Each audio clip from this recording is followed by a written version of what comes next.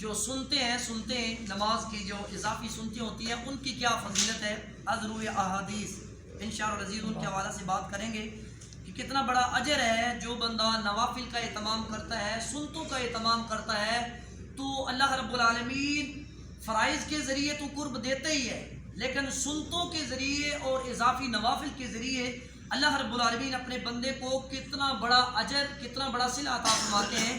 انشاءاللہ العزیز احادیث طیبات کی روشنی میں آج اس حوالے سے بات کریں گے۔ یہ بخاری اور مسلم کی متفق علیہ حدیث پاک ہے، اور اس حدیث پاک کو امام ابن حبان نے صحیح میں نقل کیا، امام بہقی رحمۃ اللہ تعالی علیہ نے سنن الکبریٰ میں نقل کیا۔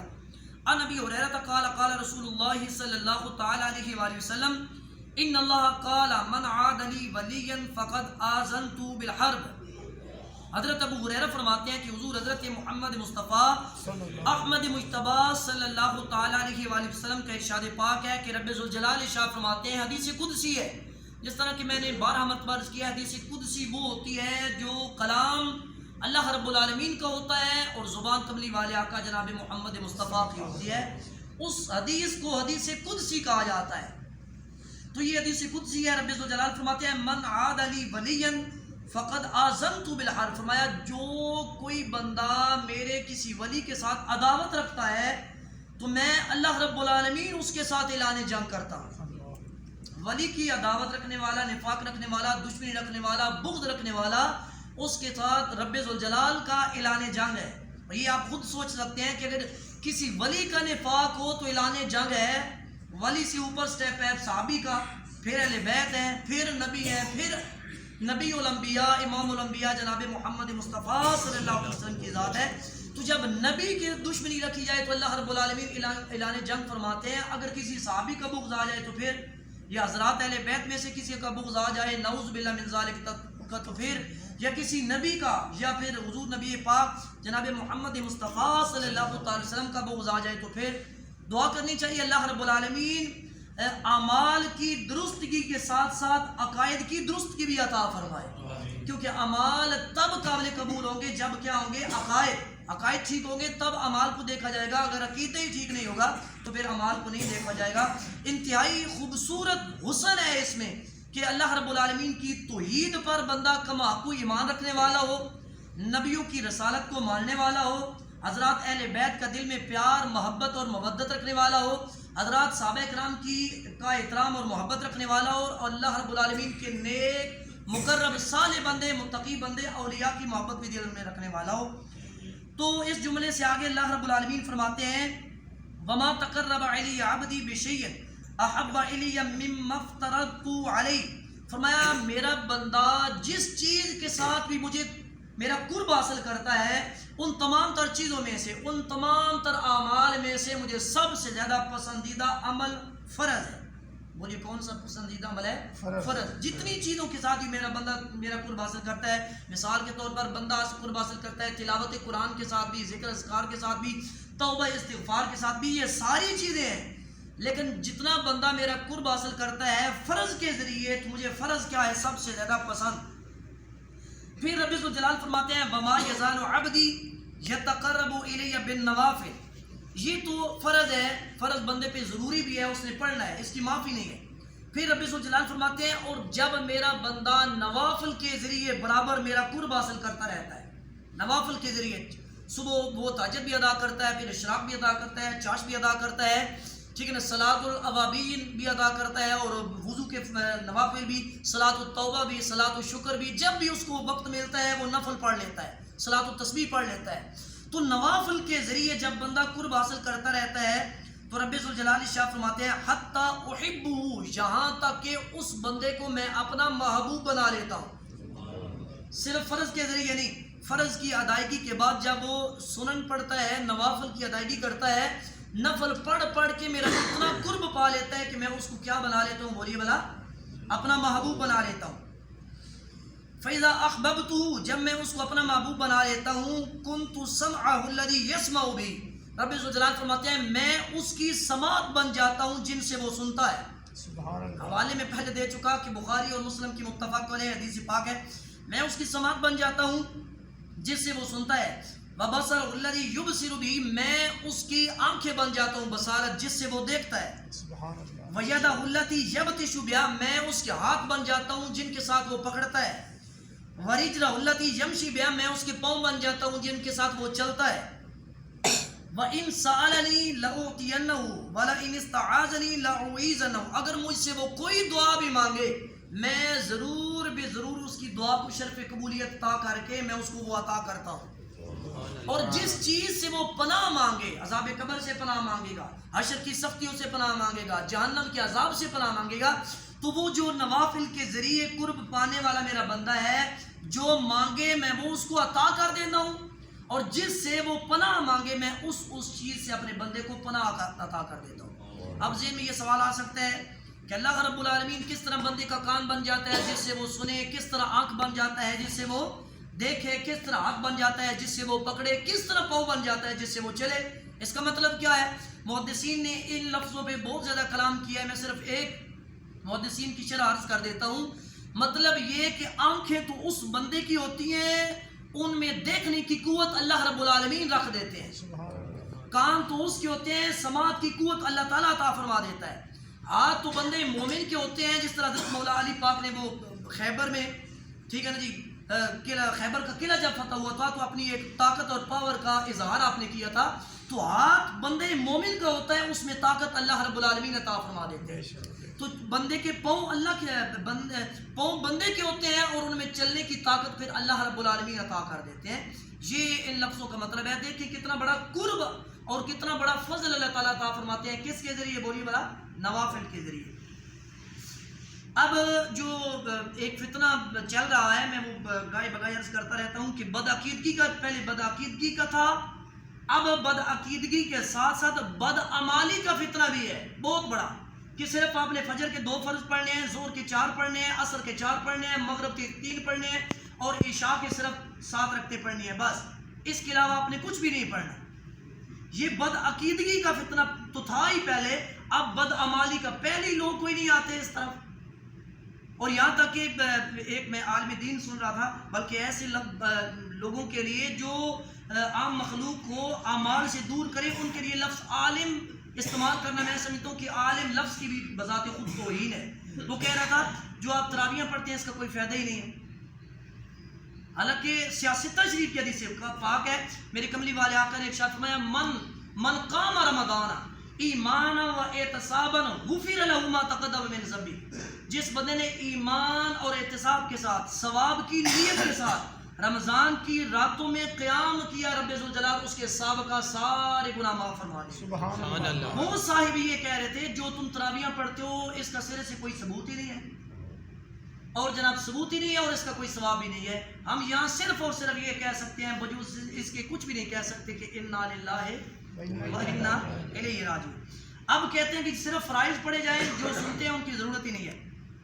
ان ربی بن کعب اسلمی رضی اللہ تعالیٰ عنہ، حضرت ربی بن کعب اسلمی آپ سے مروی حدیث پاک ہے، مسلم شریف کی حدیث پاک ہے، سنن ابی داؤد شریف کی حدیث پاک ہے. حضرت ربی بن کعب اسلمی رضی اللہ تعالیٰ عنہ قال، وہ فرماتے ہیں، کنت ابیت مع رسول اللہ صلی اللہ تعالی علیہ وسلم. بہت خوش نصیب صحابی رسول ہے حضرت ربی بن کعب. آپ فرماتے ہیں کہ میں رات حضور نبی کریم صلی اللہ علیہ وسلم کی معیت میں بتایا کرتا تھا. یعنی میں رات کو حضور کے وقت رہتا تھا، حضور کے پاس رہتا تھا صلی اللہ تعالی وسلم. اور آپ کرتے کیا تھے جی؟ فَأَتَيْتُهُ بِوُضُوئِهِ وَحَاجَتِهِ. میں حضور نبی کریم صلی اللہ علیہ وسلم کی رفع حاجت کے لیے پانی لے کر آتا تھا. جب آپ نے استنجا فرمانا ہوتا تھا میں پانی لے کر حاضر ہو جاتا تھا، اور جب آپ نے وضو کرنا ہوتا تھا میں وضو کا پانی لے کر جاتا تھا. میں لفظوں کو پھر دہرا دیتا ہوں. حضرت ربی بن کعب کہتے ہیں میں رات کے وقت کہاں رہتا تھا؟ بولیے والا، حضور نبی کریم صلی اللہ علیہ وسلم کی خدمت میں رہتا تھا. اور جناب آپ کرتے کیا تھے؟ یہ کرتا تھا کہ سرکار نے رفع حاجت جب کرنا ہوتا تھا، استنجا فرمانا ہوتا تھا، میں استنجے کا پانی پیش کر دیتا. جب سرکار نے وضو کرنا ہوتا تھا میں وضو کا پانی پیش کر دیتا. آپ فرماتے ہیں فقال علی سل فقلت اسألک مرافقک فی الجنۃ. ایک دن یوں ہوا، ایک رات یوں ہوا کہ آپ وضو کروا رہے تھے، وضو کرواتے کرواتے کریم آقا حضور حضرت محمد مصطفیٰ صلی اللہ علیہ وسلم نے، آپ نے حضرت ربی سے کہا، اے ربی بولو کیا مانگتے ہو میں تجھ کو وہ عطا کر دوں، کیا مانگتے ہو میں تم کو وہ عطا، جو چیز مانگنا چاہتے ہو وہ مانگو۔ کریم آقا صلی اللہ علیہ وسلم نے کمال کرم فرمایا، اور قربان جائیں حضرت ربیع بن کعب اسلمی رضی اللہ عنہ کے مقدر پہ، جب سرکار نے یہ فرمایا مانگو جو مانگنا چاہتے ہو، تو جو چیز حضرت ربیع بن کعب نے مانگی، یوں سمجھیں کہ حضور سے مانگ کے سب کچھ ہی مانگ لیا۔ کاش وہی ہم جب استغاثہ کریں، جب حضور نبی کریم صلی اللہ علیہ وسلم کا ایک تصور آئے، چونکہ حضور نبی کریم صلی اللہ علیہ وسلم کو اللہ رب العالمین نے مالک کائنات بنایا، اور مالک کائنات بنا کے فرمایا قرآن مجید میں وَأَمَّا السَّائِلَ فَلَا تَنْهَرْ، محبوب کوئی بھی منگتا آئے، کوئی بھی بھکاری آئے، کوئی بھی سائل آئے تو آپ نے اس کو جھڑکنا نہیں ہے، سب کچھ عطا کر کے۔ یہ جو لفظ ہے اِنَّا آتَيْنَاكَ الْكَوْثَرَ، اس کی بہت زیادہ تفسیریں ہیں، اس کے مفسرین نے بہت زیادہ اس پہ کلام کیا، میں ایک تفسیر صرف عرض کروں، اِنَّا آتَيْنَاكَ الْكَوْثَرَ، اے محبوب ہم نے آپ کو کوثر دیا، کیا دیا؟ محبوب اپنا آپ ہی عطا کر دیا۔ جب اللہ نے اپنا آپ ہی عطا کر دیا تو 14 طبق رب ذوالجلال کس کو دے گا؟ اپنے محبوب علیہ السلام کی ذات کو دے گا۔ تو حضرت ربیع بن کعب کو میرے آقا فرماتے ہیں مانگو، کیا مانگنا ہے؟ تو حضرت ربیع بن کعب نے وہ مانگا، مانگ کے سب کچھ ہی انہوں نے مانگ لیا، اور وہی مانگ، کاش ہماری دعاؤں میں بھی وہی چیز ہو، ہم بھی جب ہاتھ اٹھائیں تو رب ذوالجلال سے وہی دعا کریں۔ انہوں نے عرض کی فقلت اسألک مرافقتک فی الجنہ یا رسول اللہ، میں جنت میں آپ کی رفاقت چاہتا ہوں، جنت بھی چاہتا ہوں، تو جنت تنہائی والی نہیں، وہ جنت ہی کیا ہے یا رسول اللہ جس میں آپ کی رفاقت نہ ہو، جس میں آپ کی سنگت نہ ہو، جس میں آپ کا قرب نہ ہو، جس میں آپ کی زیارت نہ ہو۔ جنت بھی چاہتا ہوں، اور جنت میں آپ کا بولیے کیا چاہتا ہوں؟ قرب بھی چاہتا ہوں۔ بہت بڑی دعا ہے جی، مانگنی چاہیے ہمیں بھی۔ قال، میرے کملی والے آقا نے فرمایا او غیر ذالک، آپ نے فرمایا اس کے علاوہ کوئی اور چیز مانگو، یہ تو تم نے مانگ لیا، یہ چیز تم کو مل جائے گی، کوئی اور چیز؟ تو عرض کی یا رسول اللہ ہوا ذالک، یا رسول اللہ میرے لیے یہی کافی ہے، بس اور کچھ نہیں مانگتا، صرف یہی مانگتا ہوں، بس جنت مل جائے اور جنت میں آپ کی رفاقت مل جائے۔ جب انہوں نے یہ بات کی تو میرے کملی والے آقا نے فرمایا قال فاعینی علی نفسک بکثرۃ السجود، آپ نے فرمایا اچھا پھر اس طرح کرو، اس معاملے میں میری مدد کثرت سجود کے ساتھ کرو۔ کس کے ساتھ مدد کرو بولی بلا؟ کثرت سجود کے ساتھ۔ صرف بندہ فرائض پڑھ لے گا اس میں سجدوں کی کثرت ہوگی، یا فرائض کے ساتھ سنتے پڑھے پھر نوافل پڑھے پھر سجدوں کی کثرت ہوگی؟ بولیے بلا کب کثرت ہوگی؟ جب سنتے بھی پڑھیں گے، نوافل بھی پڑھیں گے، تب سجدوں کی ہوگی کثرت۔ تو جو سجدوں کی اور رکوع کی کرے گا کثرت، اس کو رب ذوالجلال جنت بھی عطا فرمائیں گے، اپنے محبوب علیہ السلام کا قرب بھی عطا فرمائیں گے۔ اس حوالے سے آخری حدیث پاک ہے جی، ان عائشہ رضی اللہ تعالی عنہا قالت، اور یہ حدیث پاک آپ نے یاد رکھنی ہے، میں حوالہ بھی عرض کر دیتا ہوں۔ راوی حدیث حضرت ام المومنین حضرت عائشہ صدیقہ ہیں، اور جس طرح پہلے میں عرض کر چکا ہوں کہ فتنہ ہے جی، وہ کہتے ہیں صرف فرائض آپ پڑھیں اور بس چھٹی ہے آپ کی۔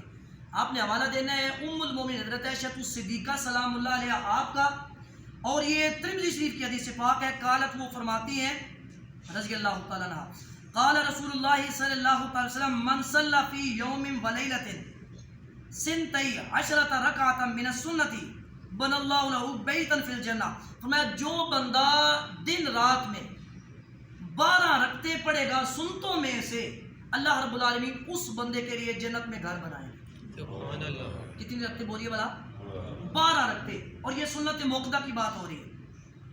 پھر فرمایا وہ گن کے 4 رکعات قبل الظہر، فرمایا 4 رکعتیں ہیں وہ زور سے پہلے، وہ کس سے پہلے ہیں جی؟ زور سے پہلے۔ ورکعتین بعدها، اور 2 رکعتیں ہیں زور کے فرائض کے بعد۔ کتنی ہو گئی جی؟ 6۔ 4 کیا ہے جی؟ فرائض سے پہلے، اور 2 کیا ہیں؟ فرائض کے بعد۔ اچھا جی، ورکعتین بعد المغربی، اور مغرب کی نماز کے بعد ہے 2 رکعتیں۔ کتنی ہو گئی؟ 8۔ ورکعتین بعد العشاء، اور عشاء کے بعد کتنی رکعتیں جی؟ 2۔ کتنی ہو گئی؟ 10 ہو گئی۔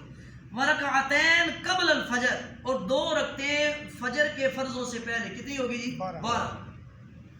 فجر کی 2، زور کی 6، 4 فرضوں سے پہلے، 2 فرضوں کے بعد، اور 2 کیا جی؟ مغرب والی، اور 2 کیا؟ عشاء کے فرضوں کے بعد۔ تو یہ ٹوٹل بنتی ہیں 12۔ یہ 12 رکعتیں ترمذی کی سیاستہ کی حدیث، راوی حدیث ام المومنین حضرت عائشہ صدیقہ ہیں، سرکار فرماتے ہیں جو 12 رکعتوں کا اہتمام کرے گا بصورت سنت موقدہ اللہ رب العالمین اس خوش نصیب کے لیے جنت میں گھر بنائیں گے. سبحان اللہ ماشاء اور ایک حدیث پاک کے لفظ ہے قیامت والے دن سب سے پہلے فرائض کو تولا جائے گا. فرائض میں جب کمی ہوگی اللہ رب العالمین فرمائے گا یہ میرا بندہ اب اس کے فرائض میں سے نقص ہے, کمی ہے, تو چلو اس طرح کرو اس کی سنتے اور نوافل دیکھو. اگر فرض کم ہے تو سنتے اور نوافل وہ لا کر فرائض کی کمی کو پورا کر دیا جائے گا. اگر صرف ہم 2 فرض پڑھ کے یا 4 فرض پڑھ کے بھاگ جائیں گے اور جمعے والے دن کی بھی ہم یہاں تک کہ سنتے نہیں پڑھتے تو قیامت والے دن جب فرائض میں ہی نقص ہوگا تو پھر کیا کہاں جائیں گے. تو اللہ تعالیٰ کی حضور دعا ہے, پہلے لوگ تھے وہ بہت زیادہ 100 رکھتے بلکہ 1,000 رکعت بھی لوگ دن میں پڑھا کرتے تھے.